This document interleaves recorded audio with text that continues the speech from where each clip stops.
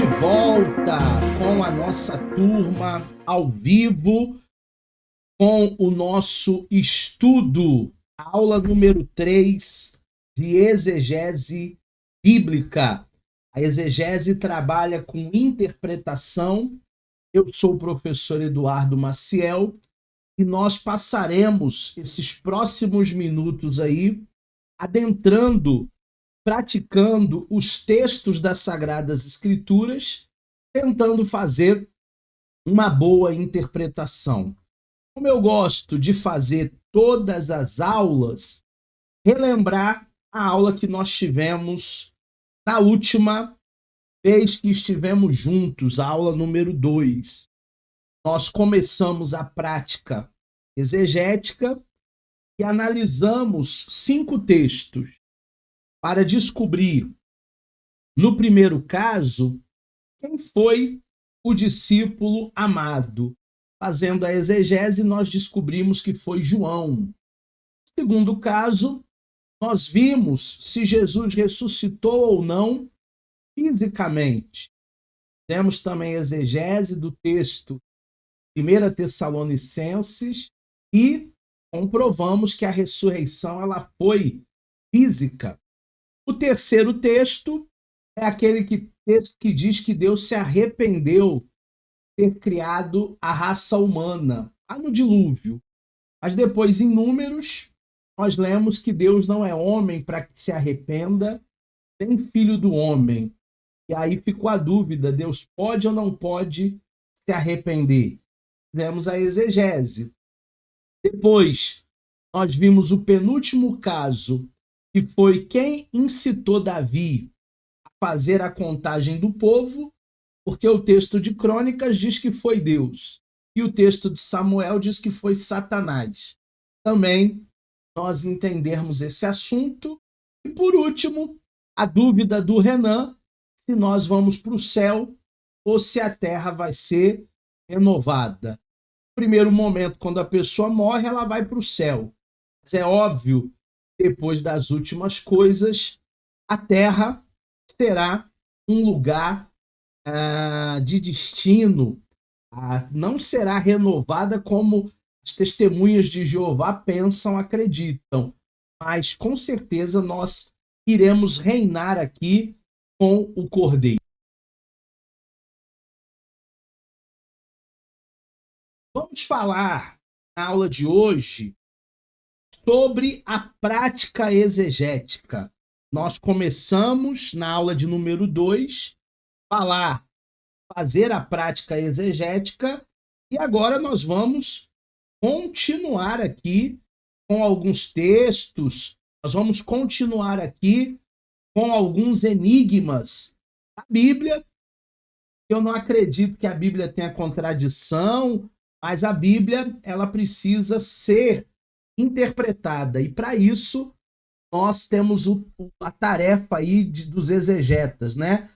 Debruçar ao texto e fazer bem o nosso dever de casa. Nós continuamos falando daqueles casos da última aula, falamos de 5, né? Hoje, então, na verdade, é o 6º. Como explicar o espírito mal da parte de Deus? E a Bíblia, ela fala no primeiro livro de Samuel, no capítulo 16, se você tem a sua Bíblia aí, por favor, abra. Capítulo 16 de Samuel, no versículo de número 14. O Espírito do Senhor, Espírito com letra maiúscula, então é o Espírito de Deus, se retirou de Saul, que até então era o rei, e o assombrava com o espírito mau da parte do Senhor. Se Deus é bom, como é que existe um espírito mau da parte de Deus? E nós precisamos entender, fazendo a exegese desse texto, e não só do texto de 1 Samuel, mas em vários textos do Antigo Testamento, é que eles ainda não tinham a ideia de espíritos malignos, de inferno, de Satanás. Então eles atribuíam todas as coisas boas que aconteciam e as coisas ruins também a Deus. Se chovia, era Deus. Se não chovia, também era Deus. Eles não entendiam que existe o lado das trevas que o lado do mal. Por isso que eu costumo dizer que o Antigo Testamento é uma casa mobiliada, porém mal iluminada. Já o Novo Testamento é a mesma casa, com a mesma mobília, porém bem iluminada. E quem trouxe essa iluminação para a gente foi o Senhor Jesus. A partir do Novo Testamento, nós entendemos que o espírito mal não é da parte do Senhor. O espírito mal é da parte de Lúcifer, de Satanás, diabo. Agora, nós precisamos entender duas coisas. A pessoa ela pode ser assombrada por um espírito mal que vá oprimi-la, ou em outros casos mais hard, digamos assim, a pessoa também pode passar a viver uma possessão. A opressão, ela acontece de fora para dentro. Fatores externos levam a pessoa a ficar oprimida. Foi o caso de Saul. Saul não estava possesso. Saul estava oprimido.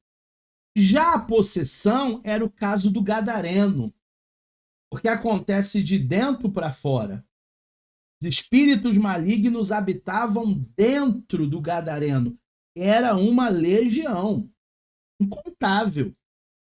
Não é que saíram do gadareno, entraram nos porcos, e quantos porcos ali se perderam? Eram muitos demônios.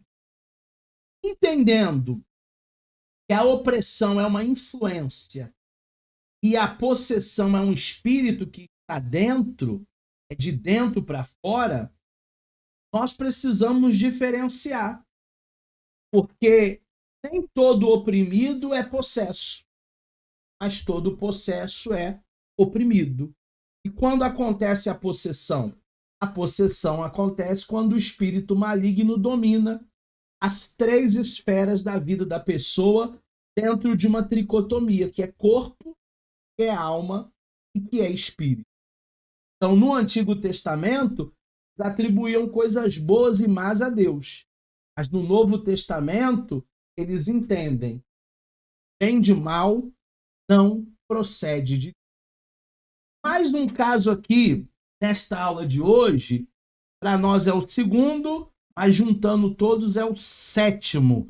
A gente está fazendo exegese. Como foi a morte de Judas? Como é que o apóstolo chamado Judas, o traidor, ele acabou morrendo? Segundo o texto de Mateus, abra sua Bíblia aí, por favor, capítulo de número 27, versículo 5, e ele atirando-se para fora do templo, as 30 moedas de prata, retirou-se para enforcar-se. Então, num primeiro momento, tudo leva a crer que a morte de Judas, ela foi por enforcamento. Afinal, ele chega no templo, joga todas as moedas ali e depois ele sai para se enforcar. Mas existe um outro texto, existe uma investigação aqui que a gente tem que fazer exegeticamente. Atos capítulo 1, versículo de número 18. Vai dizer assim, turma: ora, deixa adquirir um campo com o galardão da iniquidade. Está falando do Judas. e precipitou-se e rebentou pelo meio, todas as suas entranhas se derramaram. Aqui não há uma informação de enforcamento.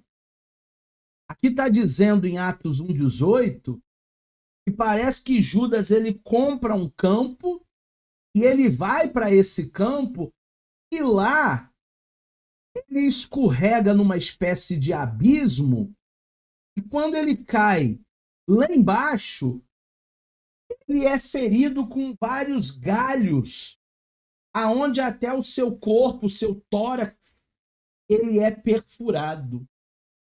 E aí fica uma grande dúvida. Judas, ele de fato se enforcou, como muita gente acaba falando em certas mensagens, ou Judas ele cai de um penhasco e ele morre na queda? A resposta é muito simples. Judas ele saiu de fato para se enforcar. Mas na beira de um penhasco, quando ele chegou ali, ele caiu. Então há muitas possibilidades. Porque se eu chegar para a minha esposa e falar para ela assim, ó, eu vou lá no supermercado comprar um contrafilé para a gente jantar. Mas se daqui até o supermercado o pneu furar, ela pensa que eu saí para o supermercado. Mas, na verdade, o pneu furou e eu tive que passar no borracheiro primeiro. Pode ter sido o que aconteceu com Judas. O texto de Mateus diz que ele saiu para se enforcar, mas o texto de Atos diz que ele caiu de um penhasco. Também pode ser que ele tenha se pendurado numa árvore próxima a um penhasco e depois que ele tenta se enforcar ali, aquele galho, aquela árvore não dá conta do peso dele e ele cai naquele penhasco tentando se enforcar. Existem muitas possibilidades. Mas a verdade é, Judas ele não morre enforcado. Judas ele morre na queda, aonde as suas entranhas elas são perfuradas. Dizer que Judas saiu para se enforcar, tá certo. Mas dizer que ele morreu enforcado, nós não temos essa certeza. É pura especulação. Vamos para mais um caso, fazendo exegese. Hoje, anunciando a Bíblia, aí o Samuel, aí o Rafael Barradas, tá com a gente a Valcilena, o Renan. Eu sei que tá chovendo bastante aí. Então, nós continuamos aqui ao vivo e a aula vai ficar gravada para você no portal de aluno. O oitavo caso é o seguinte: Jesus mentiu em Mateus, capítulo de número 16, versículo de número 28. Será que Jesus ele falou alguma coisa que não era verdade? Para isso eu preciso saber o que está escrito em Mateus 16, 28. Abram aí, por favor. Minha Bíblia aqui está até com letras vermelhas, né? Palavras de Jesus. Em verdade vos digo que há alguns dos que aqui estão que não provarão a morte até que vejam vir o Filho do Homem no seu reino. Jesus está dizendo que aqueles discípulos que estavam com ele ali não iriam morrer até que o reino de Deus se cumprisse, até que o reino de Deus fosse estabelecido. Nós sabemos que todos os discípulos morreram que Jesus ainda não voltou para buscar a sua igreja. O reino de Deus ainda não está estabelecido. Então, esses discípulos aí passaram pela morte. E nós também, se Jesus não voltar, nós passaremos pela morte. Mas aí dizer que Jesus mentiu, porque todos os discípulos morreram, leva eu e você fazermos uma análise exegética. E aí a gente precisa ir no contexto. Qual é o contexto? Aquilo que vem antes e aquilo que vem depois. Pode ser um contexto remoto, em outros livros, pode ser um contexto imediato, nos próximos capítulos e também nos capítulos anteriores, que nós chamamos de perícope. Então vamos para o 17, que é capítulo posterior. 6 dias depois, tomou Jesus consigo a Pedro, também a Tiago, também a João, o seu irmão, e os conduziu em particular para um alto monte. Então já sabemos que ele não estava falando com os 12 discípulos, mas ele estava falando com Pedro, ele estava falando com Tiago, ele estava falando com João. E o verso 2: e transfigurou-se diante deles, e o seu rosto resplandeceu como o sol, e as suas vestes se tornaram como luz. Os discípulos não conseguiam mais olhar para Jesus, porque no Monte da Transfiguração, Jesus estava brilhando como o sol. Você já tentou de manhã olhar para o sol diretamente?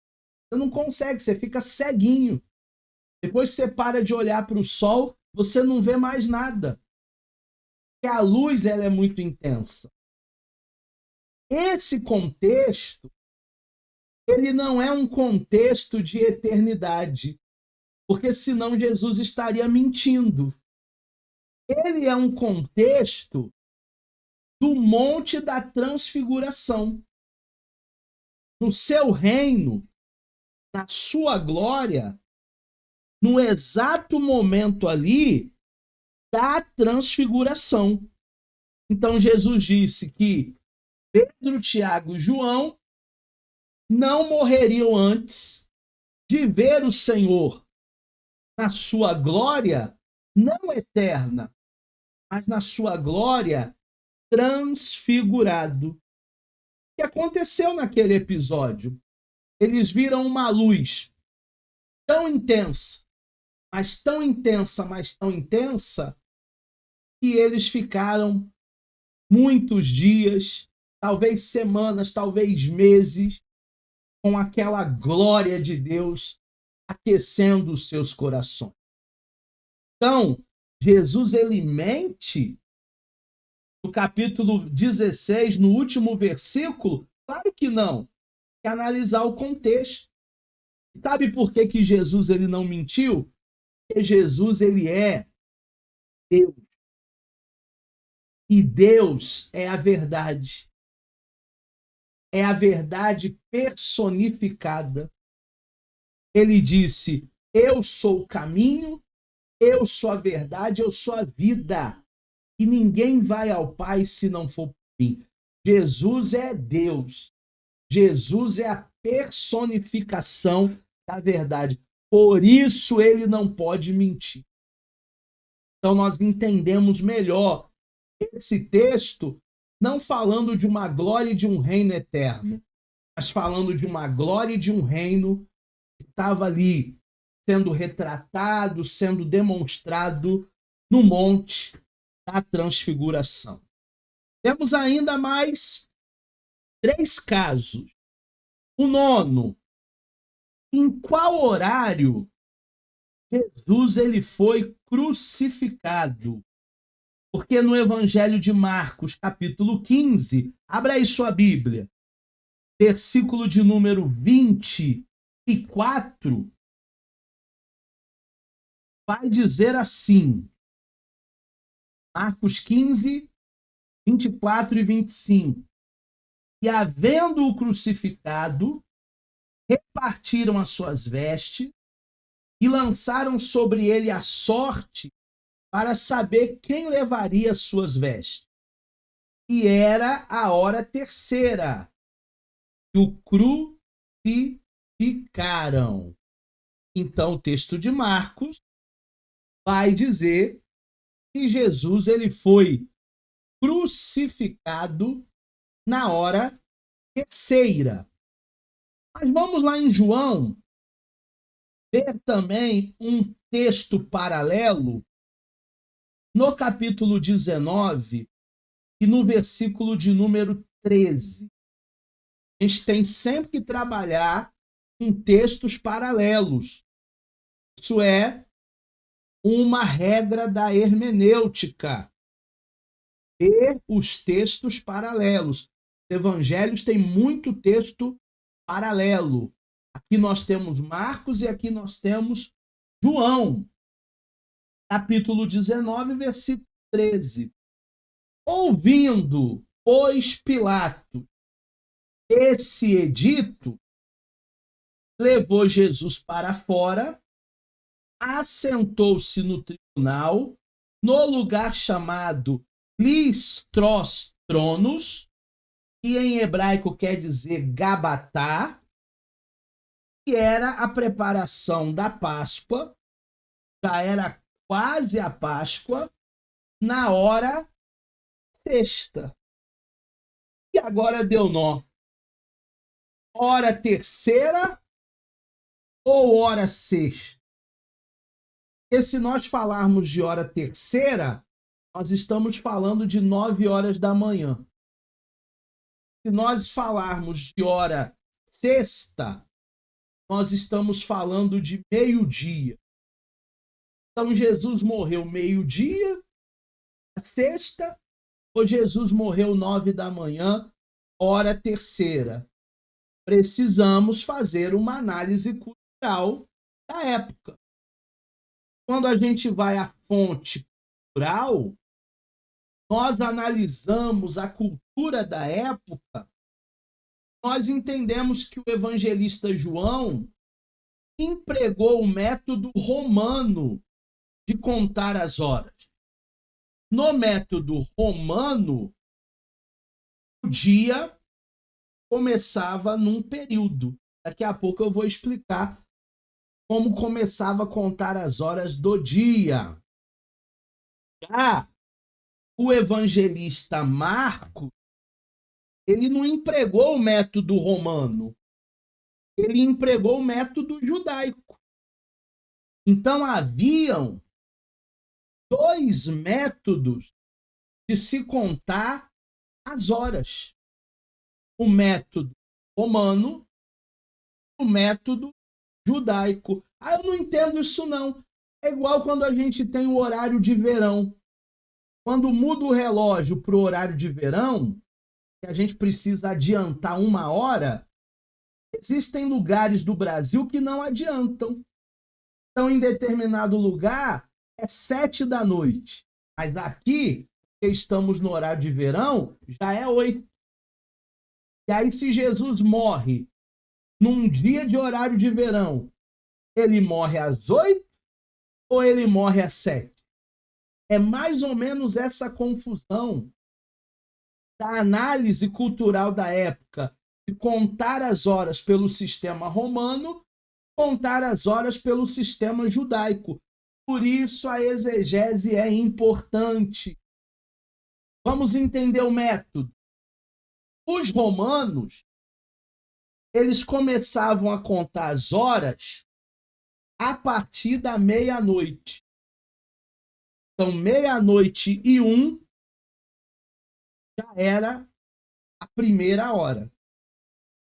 Começavam a contar as horas a partir da meia-noite. Semelhante ao que a gente faz hoje, né? É meia-noite ainda é hoje. A partir do meia-noite já é amanhã. Mas o judeu, ele não conta assim. O judeu, ele conta a partir do raiar do sol. Então, o dia para o judeu começa com o raiar do sol. E aí vai depender da época do ano, tá? Vai depender do clima. Porque tem época do ano que 5 da manhã já está claro. Mas tem época do ano que 7h30 ainda está escuro. Dependendo da região, dependendo da geografia. Tem países que nem tem 12 horas de dia. Tem países que só tem 4, 5 horas no máximo de luz do sol. Vivem praticamente na escuridão, dependendo da época do ano. É inverno, é verão. Então nós precisamos entender também essa cultura para que a gente não diga que Jesus morreu numa hora ou em outra hora. Para o evangelista Marcos, na hora terceira. Para o evangelista João, na hora sexta. Porque cada um contava a hora dentro de um fuso horário. Na verdade, dentro de um sistema ou romano ou judeu. Então, solucionamos mais uma pseudo-contradição da Bíblia. A Bíblia não tem contradições. Somos nós que não nos debruçamos direitinho para fazer a exegese. Vamos para o quinto caso de hoje, que é o 10º do nosso curso. A sombra de Pedro, ela realmente curava? Ou isso é mito? Ou isso aí é crendice, simpatia? Vamos a Atos, capítulo de número 5, versículo de número 15.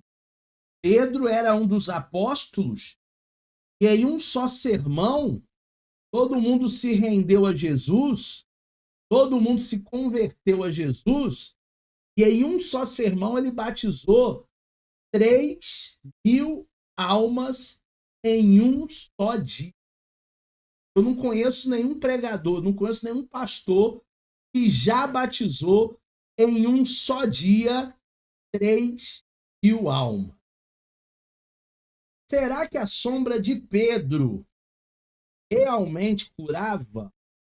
É o que a gente vai ler em Atos capítulo 5, versículo 15.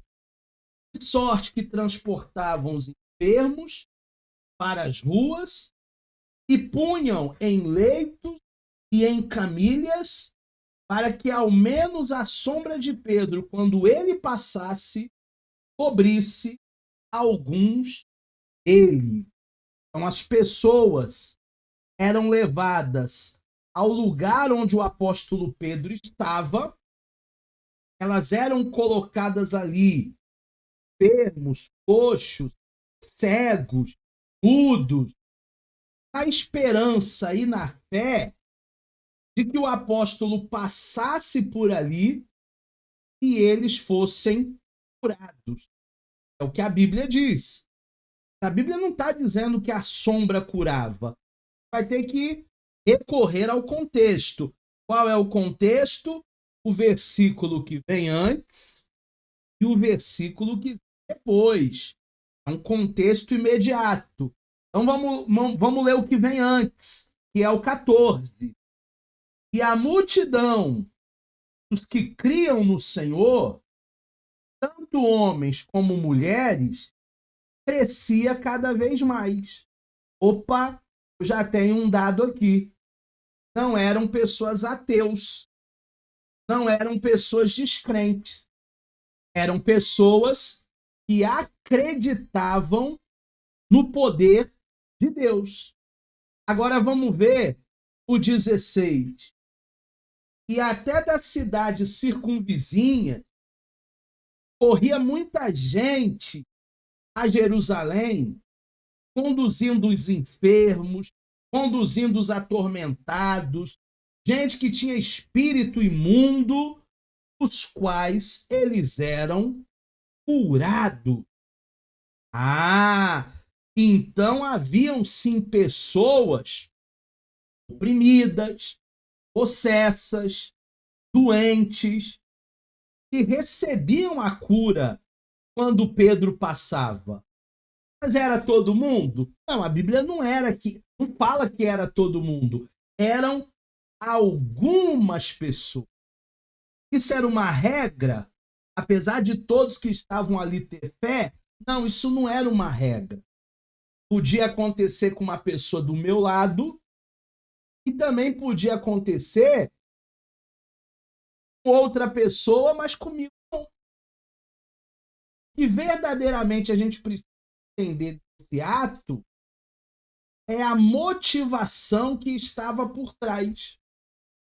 A motivação ela não tem que vir de Pedro dizendo: fiquem todos enfileirados aí, que quando eu passar vocês vão ser curados. Não, não, não, não. Pedro não pregava isso. A motivação ela vinha do próprio povo. Olha o capítulo de número 4, que é o capítulo anterior.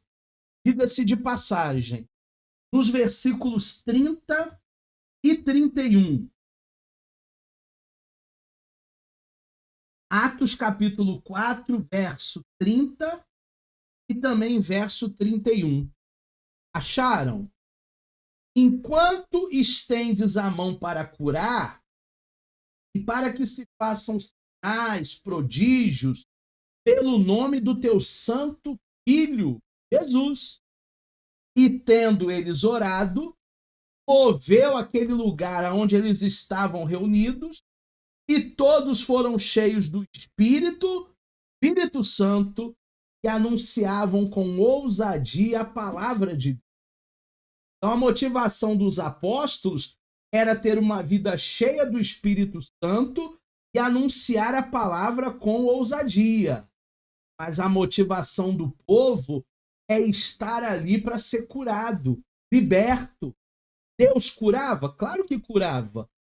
Mas não era propriamente a presença de Pedro ou a sombra de Pedro. A motivação que aquele povo tinha. Era a fé que aquele povo.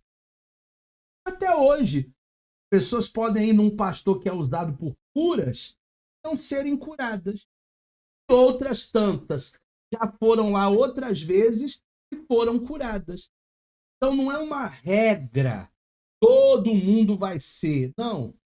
Deus cura quem ele quer. Deus faz no momento. A sombra de Pedro curava? Não.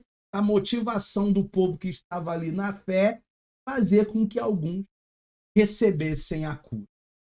Vamos ver mais um caso que eu separei para a nossa aula de hoje. E esse caso é o último que a gente vai analisar nessa nossa terceira aula. Qual é o problema aqui? Como seremos na ressurreição? Como eu e você, quando a gente partir desse mundo, quando a gente ressuscitar com Cristo, como é que seremos? Mateus 22, 30 vai falar algo interessante, hein? Minha Bíblia está em vermelho também, porque são palavras de Jesus. Porque na ressurreição, nem se casam, nem se são dados a casamento, mas serão como os anjos. Então, será que na ressurreição nós seremos anjos? A gente vai ter auréola, a gente vai ter cabelinho de miojo, a gente vai ser loirinho, de olho clarinho. Será que nós seremos anjos? A gente precisa entender que os anjos, eles são seres espirituais corpóreos. Quem fez o curso avançado de teologia com a gente, estudou angelologia. Anjo não tem corpo. É um ser celeste, é um ser espiritual. Diferente do nosso corpo físico. Hoje nós temos uma condição física. Hoje nós temos uma condição material. Mas quando nós ressuscitarmos, nós vamos receber um corpo glorificado, celeste, semelhante aos anjos. Não é que eu e você vamos virar anjinho ou anjinha, mas nós receberemos um corpo diferente, sem marcas, sem rugas, sem linha de expressão, sem desgaste com o tempo, sem cicatriz. É um corpo glorificado, que não precisa de cirurgia plástica, não precisa de botox. É um corpo diferente desse corpo aqui, material, que nós temos. Agora, interessante é que a resposta de Jesus foi voltada para um determinado público-alvo. Tinha lá uma audiência, tinha alguém que estava ouvindo Jesus falar aquilo. Quem era? Saduceus. Olha o capítulo 22, 23. Mesmo dia, chegaram junto dele os saduceus e diziam para Jesus que não havia ressurreição e começaram a interrogar Jesus. Os saduceus eram uma seita judaica, não acreditavam nem na ressurreição, não acreditavam nem nos anjos, não acreditavam nem na vida após a morte. Foi por isso que Jesus falou, depois da ressurreição, nós seremos semelhantes aos anjos. Eles não acreditavam nos anjos. Aí Jesus ele já mata 2 coelhos com uma cajadada só. Já que vocês não acreditam em anjo, já que vocês não acreditam em ressurreição, vou acabar com o assunto agora. Sabe que eles queriam, na verdade, provar Jesus, testar Jesus. Muita gente que faz perguntas para você, mas não é por uma curiosidade bíblica. São perguntas capciosas. Para ver se você sabe mesmo responder ou não. Para ver se você vai titubear ou não. Tem gente que faz perguntas querendo te testar. O verso 24 vai dizer: os saduceus interrogavam, dizendo: mestre, Moisés disse que se morrer alguém, não tendo filhos, casará com seu irmão, ou melhor, com o irmão da sua mulher, seu cunhado, e dele suscitará a descendência do irmão. Ora, houve entre nós 7 irmãos. O primeiro, tendo casado, morreu, não tendo descendência. Deixou a mulher a seu irmão. Da mesma sorte, o segundo e o terceiro, até o 7º. Por fim, depois que todos morreram, a mulher também morreu.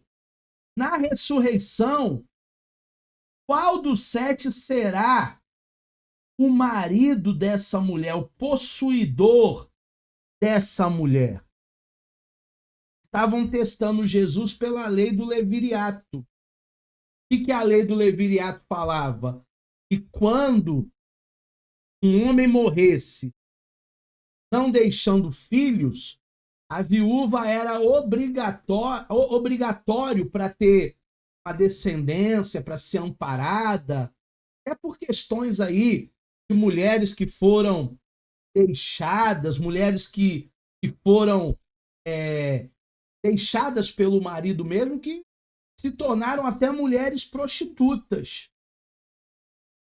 Mulheres repudiadas, esse é o termo que eu queria lembrar.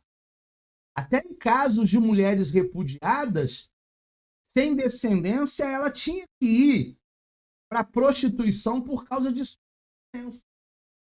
Mas a lei do levirato era uma garantia para ela ter filhos, para ela contrair um novo matrimônio.